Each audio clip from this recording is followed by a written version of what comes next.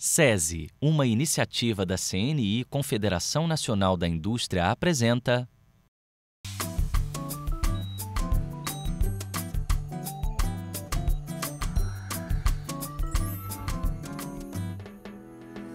Hoje o Almanac Saúde fala sobre direitos dentro do ambiente de trabalho. Igualdade entre homens e mulheres, assédio e respeito às diferenças ainda são desafios nas relações profissionais, o que afeta diretamente a saúde do trabalhador. Vou mostrar para vocês uma empresa que tem um programa especialmente voltado para a diversidade. E eu vou receber uma especialista aqui no estúdio, aprendendo junto com você muito mais sobre o assunto. Bem-vindos ao Almanac Saúde! Hoje vamos entender o que já mudou e o que ainda deve melhorar em termos de respeito e igualdade no mercado de trabalho. Nas últimas décadas, foram diversas conquistas, mas ainda falta muito para que os direitos sejam garantidos para todos, independente de questões como gênero ou orientação sexual. O salário das mulheres ao redor do mundo é, em média, 24% menor que o dos homens. Isso mesmo quando cargos e funções são iguais. 134 países foram pesquisados e o Brasil, infelizmente, está na penúltima posição. Isso significa que temos uma das maiores diferenças quando os salários dos homens e das mulheres são comparados. É um dado impressionante. Então, para enriquecer o debate, vamos conhecer conceitos fundamentais sobre o assunto.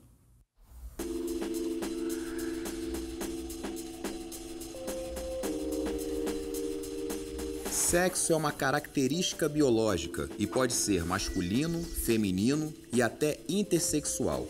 Já a identidade de gênero significa como a gente se vê e se sente, ou seja, como nos identificamos. Quando a identidade de gênero é igual ao sexo, chamamos a pessoa de cisgênera. Quando é diferente, ela é transgênera. Já a orientação sexual não tem a ver com esses aspectos, mas sim com a atração que sentimos pelo outro. Qualquer pessoa pode ser heterossexual, homossexual, bissexual ou não se enquadrar em nenhum desses rótulos. O tema gênero vai muito além das diferenças entre homens e mulheres. Entendemos hoje que diferenças sexuais, comportamentais e de identidade não se reduzem aos órgãos reprodutivos. E para esclarecer um pouco mais sobre esse assunto, em especial no ambiente de trabalho, eu recebo aqui no estúdio a doutora Fernanda Caldas Jorge, advogada trabalhista especializada em questões de gênero. Seja muito bem-vinda, doutora. Muito obrigada pelo convite. Fernanda, para a gente começar o nosso bate-papo, eu gostaria que você esclarecesse essa questão do direito coletivo. Pode ser? O direito coletivo, ele vem, digamos, numa evolução. A primeira dimensão desse direito no século XVIII já era relacionada à proteção dos cidadãos contra os mandos e desmandos de quem tinha o poder. Então era uma proteção no sentido de proibir o Estado não deveria fazer determinadas coisas. Aí, um segundo momento em que se avança um pouco mais são direitos de proteção da igualdade. Então, direitos coletivos no sentido de direito de ir e vir. E aí a terceira geração são para afastar as discriminações, digamos assim. E Fernanda, como que os direitos coletivos se relacionam com as questões de gênero e mercado de trabalho? Toda a estrutura de relações do trabalho, o trabalho em si, ele é pensado na figura do trabalhador homem. Então, claro, em geral, as regras universais de segurança e saúde no trabalho, do ambiente, do tempo em que as pessoas se dedicam ao trabalho, são pensadas e estão estruturadas na legislação, e isso a gente fala de muito tempo, né? Não da ordem constitucional de agora. Ela é pensada no trabalhador homem. E claro que as mulheres, elas têm diferenças fisiológicas e até de responsabilidades familiares que são distintas dos homens. E por isso exigem uma proteção particular ou regras de ajuste para que elas também possam desempenhar o seu papel no mundo do trabalho produtivo de maneira saudável e em que a sua integridade física e mental seja resguardada. Respeitar a individualidade, né? Exato. E que conselho você daria às empresas para que elas possam contribuir com a luta pela igualdade? A luta pela igualdade me parece que tem 3 momentos básicos. Reconhecer... É uma utopia, não, né? Não. E existem caminhos que já foram sendo trilhados e que podem ser ampliados. Um primeiro momento é o reconhecimento de que existe desigualdade. Campanhas de sensibilização, reuniões, pesquisas para que os trabalhadores falem como sentem e o que sentem falta na empresa, por um lado. Por outro lado, a adoção de medidas que possam facilitar e contribuir à conciliação das responsabilidades familiares com as responsabilidades do trabalho. Infraestrutura, como postos para amamentação, creche, flexibilidade na jornada, possibilidade de fazer teletrabalho, concessão de períodos maiores e também concessão de períodos maiores de licença paternidade para os homens. Afinal de contas, a igualdade também está se nós conseguimos compartilhar, homens e mulheres, as responsabilidades familiares. E falando em equidade, nós não poderíamos deixar de falar dos trabalhadores com deficiência, né? As empresas, como é que as empresas recebem, absorvem, integram esses profissionais? Como é isso na prática?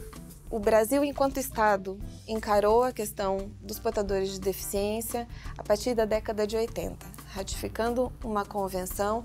Em 88, isso ficou mais evidente com a Constituição e, a partir daí, existem leis, inclusive uma que fixa cotas, dependendo do tamanho da empresa, para ter portadores de deficiência ou trabalhadores em reabilitação. Muito obrigado pela sua presença aqui no Almanac Saúde, doutora. Obrigada a você. Bom, pessoal, daqui a pouco a advogada Fernanda Caldas Jorge vai voltar aqui com a gente para responder algumas dúvidas de trabalhadores. Felizmente, mais e mais mulheres desafiam preconceitos e escolhem as profissões que querem, mesmo quando são funções consideradas tipicamente masculinas. Olha, você não vai acreditar na profissão em que as mulheres estão ganhando cada vez mais espaço.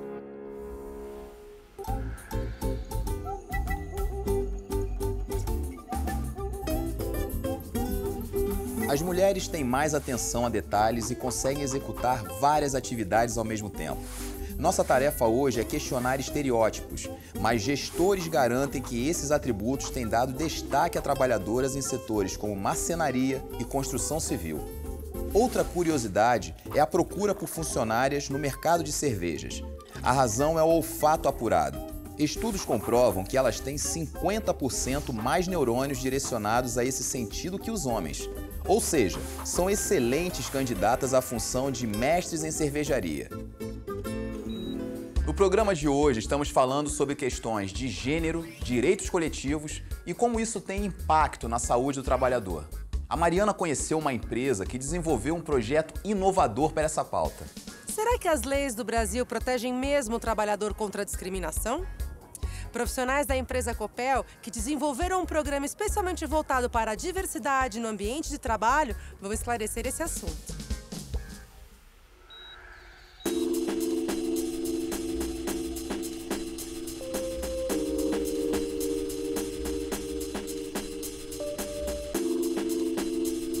A Copel está inserida num estado inteiro e agora em mais 9 estados. Nós estamos falando de uma empresa grande, a maior empresa do Paraná. Nós vamos desde o Paraná até o Maranhão.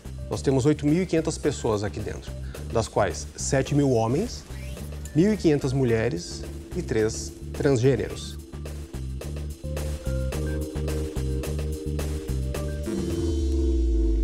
O Código de Conduta, eu tive a felicidade de trabalhar na primeira versão dele, ainda em 2002, foi um processo longo. Nós não tínhamos nada formal naquela ocasião. Começou há algum tempo já com uma pauta muito focada em gênero, equidade de gênero. Basicamente, se trabalhava as questões de empoderamento da mulher. O grande salto foi mais ou menos lá por 2005, 2006, que foi quando o Código de Conduta passou a fazer parte efetiva do sangue da Copel. Em 2007, a gente já podia ver essa questão também de respeito à diversidade, aos direitos humanos, nos princípios de sustentabilidade da Copel. E a partir de 2009 foi formado um comitê de diversidade. Então hoje você tem uma pauta com crença, idade, gêneros, sobretudo, né? E raça. Então tudo isso acaba ficando interligado. Auditoria, Conselho de Orientação Ética, Conselho de Assédio Moral, o Comitê de Diversidade, todo mundo atuando em prol de uma, digamos, sociedade interna melhor também, que se reflete na externa, obviamente. Nós trabalhamos com a questão do respeito. A cultura da diversidade é uma cultura do respeito. Então você sente que assim você muda o clima organizacional. A abertura veio para todos os lados, seja para a diversidade sexual, de gênero, para crença, para política, para todos os públicos. Enquanto você aceita essas pessoas exatamente como elas são, a empresa ganha.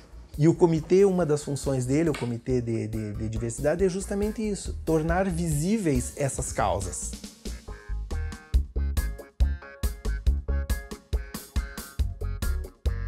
Para falar das melhorias que a gente conseguiu, as metas foram alcançadas, as salas de amamentação já começaram a ser construídas, nós já temos uma inaugurada, já temos outra, e propostas já, projetos para outras, né?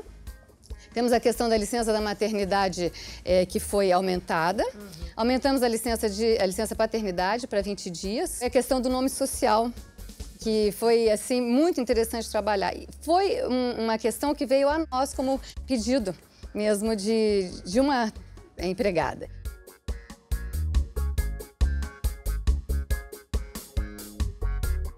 Meu nome é Vanessa Laureano. Trabalho na Copel há 10 anos. Eu entrei menininho na Copel, mas eu já era trans fora dela. Mas eu tinha muito medo de assumir aqui e não ser aceita. E com o tempo, demorou um tempo, mas eu fui me assumindo aos poucos, fui conversando com meus colegas de trabalho, vendo a opinião de cada um. Quando eu entrei aqui, eu li o Código de Conduta, né? Ele informava que a Copel respeitava as orientações sexuais. Só que eu tinha medo, não me enquadrava exatamente em orientação ou designação sexual. Eu era diferente. Então eu preferi me esconder durante um tempo, até ver como que era realmente, até me sentir à vontade de ser quem eu era realmente. Na sua vida pessoal você já tinha assumido isso? Na minha vida pessoal eu já tinha assumido, só na profissional que não. Então era difícil para mim utilizar os banheiros, era difícil para mim me apresentar, porque eu tinha que falar um nome masculino, mas fora eu era um nome feminino. Quando o problema não bate na sua porta, você não sabe qual é o problema, você não sabe o tamanho do problema, você não sabe o que aquilo causa psicológica e muitas vezes até fisicamente nas pessoas, né?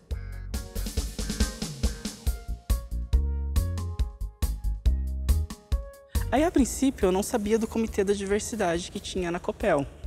Eu simplesmente pedi para trocar minha foto do GTI, que é o sistema de busca da Copel. Que ainda lá você estava com a foto de Leandro. De menino. O nome, ele individualiza, né, a pessoa. E eu não quero ser chamada por um nome que eu não me sinto assim. A gente fala, se eu nasci João, mas eu me sinto Maria, eu quero que você me chame de Maria. Quando ela fez a transição, a gente percebeu que estava tendo algum comentário, que poderia dar margem para que ela sofresse algum preconceito. Aí quando eu mandei a foto, entraram em contato comigo perguntando, né? Porque daí causou uma foto de uma mulher com um nome de homem, causou muita confusão, muito assim. A primeira ação que a gente fez na comunicação foi chamá-la para um bate-papo com o presidente, que é um programa de endomarketing, onde 10 empregados participam. Dessas 10 pessoas, uma era transexual. Aí o Rony entrou em contato comigo perguntando se eu não queria alterar o meu nome social. Eu falei assim, nossa, se puder, para mim vai ser muito gratificante, assim, vou ficar muito feliz. Para a gente foi significativo trazê-la e sobretudo, o nosso agradecimento sempre para o presidente, que foi aberto à proposta de mostrar, abraçando essa empregada, que ele estava abraçando a causa também. Assim, foi muito melhor do que eu imaginei que seria. Tipo, não enfrentei preconceito, dificuldade alguma, assim, por parte da Copel nenhuma. Você não pode ter esse preconceito e perder essa diversidade, essa competência, essa capacidade que a pessoa tem para dar para a empresa. Então, eu acho que a empresa que quer ser sustentável, que está falando em desenvolvimento sustentável, a diversidade tem que ser a bandeira. Para a gente, isso foi uma ação muito importante do comitê, porque, poxa, se o presidente está abraçando essa causa, por que eu, que trabalho aqui do lado dela ou a conheço, vou ter alguma ação de preconceito com ela? E foi uma conquista, porque foi um processo bem grande. E o que eu acho interessante trabalhar num comitê de diversidade é que quem está nele está aprendendo. É um dia a dia que a gente está crescendo, que a gente está enfrentando, mas são barreiras que a gente vence com a gente mesmo. A diversidade hoje, o momento social é esse, né? Eu não tenho mais que olhar o diferente como diferente, ele é só mais um de todos nós. Se ele é transgênero, se ele é isso, se ele é aquilo, definitivamente não deve ter peso nas decisões. Trabalhador saudável precisa seguir uma boa alimentação, inclusive para manter a serotonina em alta. Esse é o hormônio responsável pelo bem-estar. Os carboidratos complexos, como o arroz e o pão integral, além de fibras, como as encontradas na banana e na quinoa, regulam a serotonina. Confira agora mais dicas com a prescrição do chefe.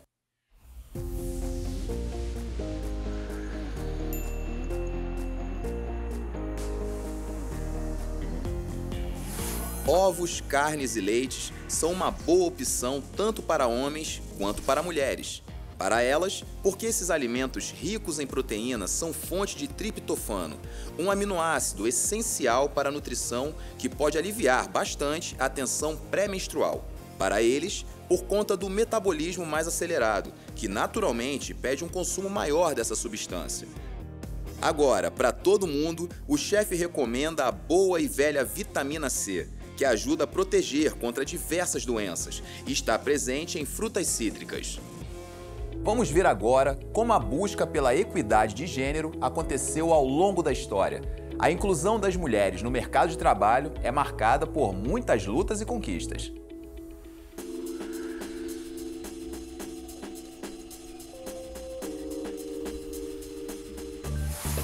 As mulheres fazem parte da força de trabalho desde o desenvolvimento da agricultura, mas naquela época éramos uma parcela muito pequena e sem os mesmos direitos que os homens. A partir da Revolução Industrial, no início do século XVIII, nós mulheres fomos ganhando mais espaço.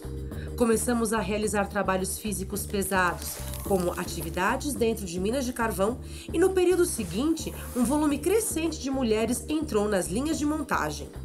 Um estudo de censo feito nos Estados Unidos em 1870 revelou que, naquele tempo, somente 15% da força de trabalho era feminina. No início do século XX, a entrada de mulheres nas universidades transformou suas ocupações. Além das fábricas, estávamos também nos escritórios. A Segunda Guerra Mundial abriu milhões de posições para mulheres em áreas diversas. Muitas atuaram também na indústria bélica e outras juntaram-se aos militares como enfermeiras.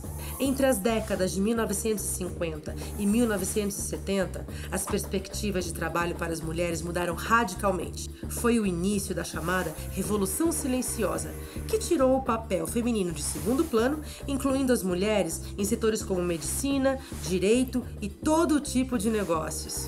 Hoje, muitas empresas do mundo são lideradas por nós, mulheres. Muito bom saber mais sobre o espaço conquistado pelas mulheres no mercado de trabalho. É importante notar que lugares antes dominados por elas, hoje, também fazem parte do universo masculino. É o caso de profissões como professor, psicólogo, chefe de cozinha, cabeleireiro, entre outros. A advogada Fernanda Caldas Jorge está de volta para esclarecer alguns conceitos e dúvidas dos trabalhadores sobre outro ponto importante na pauta dos direitos de gênero, o assédio.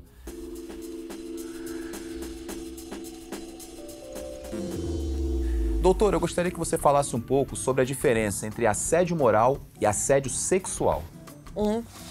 Questões de natureza sexual e o outro, uma variedade de temas que para pegar no pé da outra pessoa. Desempenho no trabalho, características pessoais e aí essa pressão do assédio moral que normalmente se dá do superior hierárquico com o subordinado. O que acaba colocando o trabalhador numa situação meio sem saída, né? Porque ele depende daquele emprego e, ao mesmo tempo, tem que aturar aquela pressão vinda do seu superior, né? Exato. E os mecanismos de defesa e de provar que está sofrendo aquela pressão são muito difíceis, né? Porque, normalmente, o assédio não é explícito, não acontece... Raros os casos em que acontece diante de testemunhas. Então, a situação é realmente delicadíssima para quem é vítima de qualquer tipo de assédio.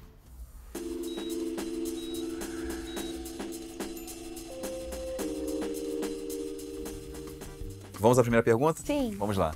Até que ponto uma brincadeira pode ser considerada uma cantada ou um assédio? É uma linha tênue isso, né? A qualidade de brincadeira normalmente é usado para excusar um comportamento que não é adequado. Então, mas eu acho que o grande ponto é como sente a pessoa que está recebendo a brincadeira.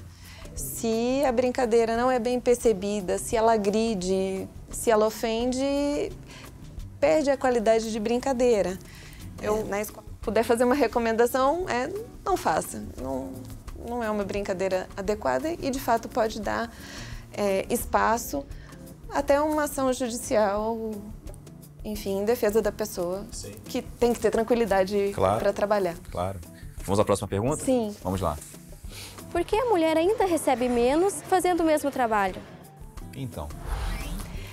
Esse, de fato, é um problema concreto, né? Existem vários estudos e várias estatísticas no Brasil e no mundo que mostram que a diferença salarial da mulher para os homens é de 70% a 80%. A questão das diferenças entre homem e mulher, do papel da mulher no mundo, de ocupar os espaços públicos, de ter uma função produtiva além da reprodutiva, isso tudo não é só uma questão do mundo do trabalho, é uma questão cultural. Então, de fato, muita ação é feita, mas não é suficiente. Então, ela tem que continuar a ser feita, o tema tem que continuar a ser discutido, ser objeto de programas de estudos, e as políticas públicas e as ações no setor privado, elas têm que ser consistentes e crescentes. Estudos dizem que talvez demore 80 anos para que se atinja a igualdade. Eu não sei qual foi o critério usado para chegar a essa conclusão, mas pode demorar 80 anos, pode demorar muito mais que isso. Hoje em dia, por exemplo, antes uma das justificativas era que a mulher ganhava menos porque tinha menos tempo de estudo. Hoje em dia, os dados do IBGE, da CEPAL já mostram que não, que na maioria dos casos hoje em dia as mulheres têm mais escolaridade do que os homens e ainda assim recebem menos. Então, ela tem razão. Tanto foi feito e ainda não atingimos a igualdade. Ainda existe uma resistência. Sim, e é no mundo do trabalho, mas também é dentro da sociedade. Então, a conclusão é: continuemos. Mais uma vez, muito obrigado por sua presença aqui no Almanac Saúde, viu, doutora? Eu que agradeço a oportunidade. Mariana, nossa mensagem de hoje é, acima de tudo, o respeito às diferenças no trabalho. O respeito e a aceitação valorizam as nossas diferenças. E essas atitudes, dentro das empresas, fortalecem o indivíduo e o convívio social. É isso aí, Mari. Uma boa equipe é composta por membros com perfis e habilidades variadas. E isso traz riqueza a uma empresa e ao trabalho de todos. Bom, pessoal, eu espero que vocês tenham aproveitado o Almanac Saúde. Nos vemos no próximo programa. Até lá!